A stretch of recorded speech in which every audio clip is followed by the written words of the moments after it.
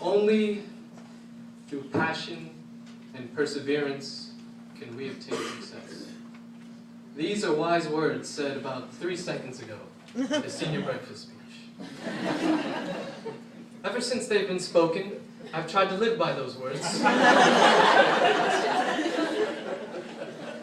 And so far it's been a great 10 seconds.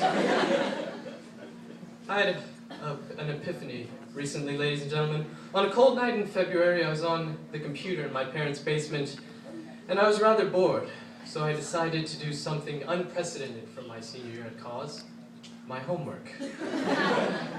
All I had to do that night was read the rest of Hamlet, easy enough. So 2 hours later, I started reading. It was a Shakespearean tragedy, so I wasn't surprised when everyone died at the end. However, it got me thinking. Hamlet was yet another CAHS book in which at least one person dies. I mean, in Ishmael, it was Ishmael. In Lord of the Flies, it was Piggy.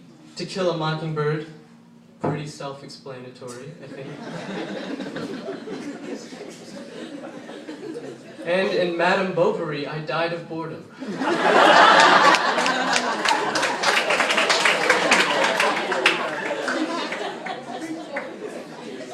Now, it was at this moment that I had my epiphany. Death is such a common part of books because death is such a common part of life. In that respect, and many others, our life is like a book. And if life is like a book, it must have a beginning, a middle, and an end. And we won't know what will happen next. And if it's anything like As I Lay Dying, we won't know what's happening at all. So it's hard to predict our future, our next chapter, as it were. I mean, if you were to come up to me 4 years ago and told me I would do a speech at senior breakfast, I would say, "Who are you? And what are you doing in my bathroom?"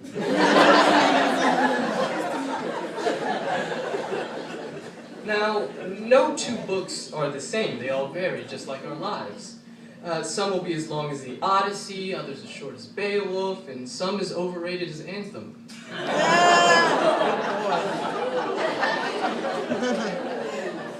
Now that I indulged in my literary epiphany, I tried to treat my life like any book at CAHS.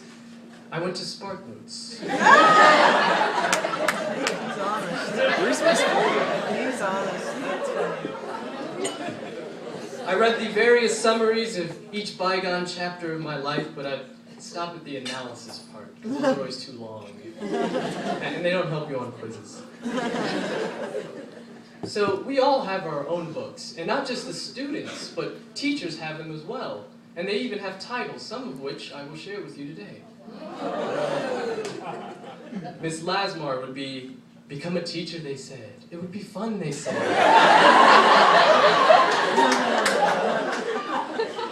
Mr. Hackworth's would be, "I probably shouldn't say this, but..." Mr. Kaufman would be, "Life and Times of the Dinosaur from Toy Story." Miss Hughes would be, "Ooh, look at that!"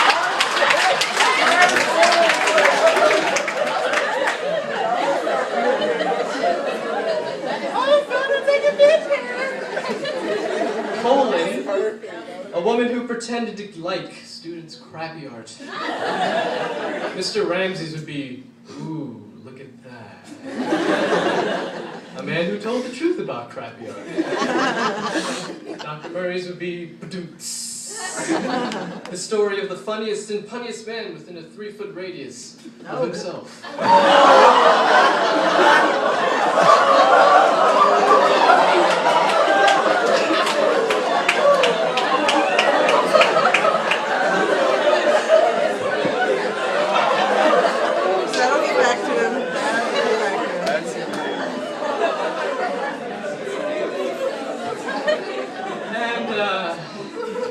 And Miss Cordy's would be a series of short stories.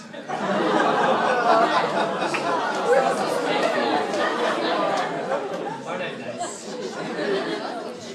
So if all of our lives are essentially books, this made me think even deeper. If life is like a book, who is its author? Now, Some of you might say it's God, and to that I say this is a public school, so cut it out.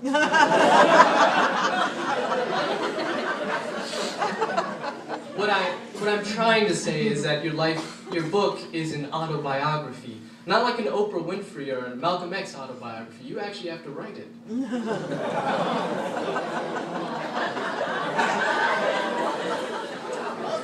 And it is up to you to do so before someone else does it for you.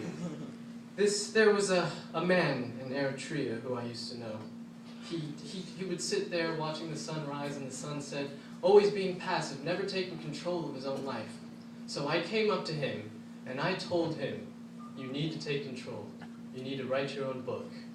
He took this advice and he was so grateful. He looked at me and he said, and I'll never forget the words,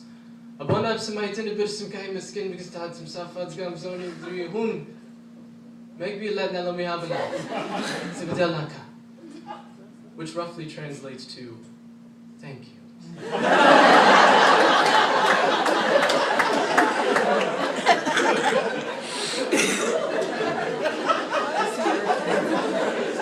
Rough translation.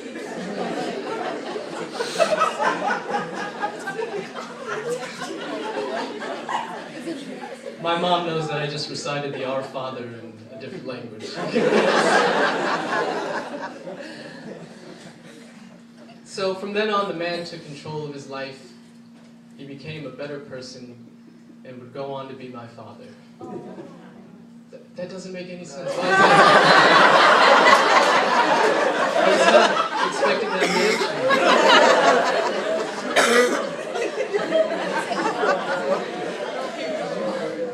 reaction. And although I obviously made that story up, we should do our best to follow in that man's imaginary footsteps. This holds true whether you're young or old, teacher or student, AP or IB. By the way, how are my IB students? Wait.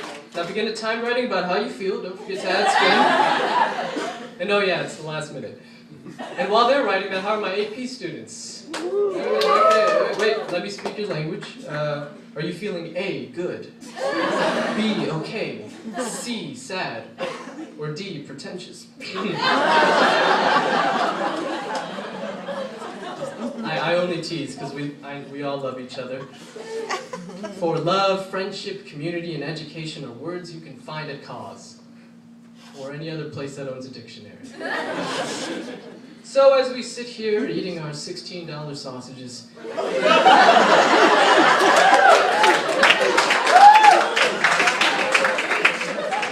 getting ready for our next chapter, let's be grateful that we have a chapter to write in the first place, for the very fact that we have a book to create is extremely special.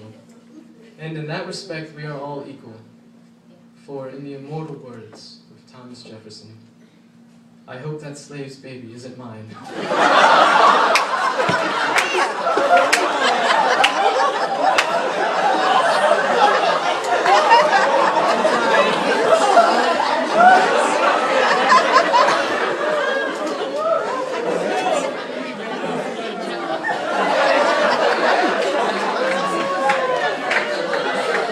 So I just want to say,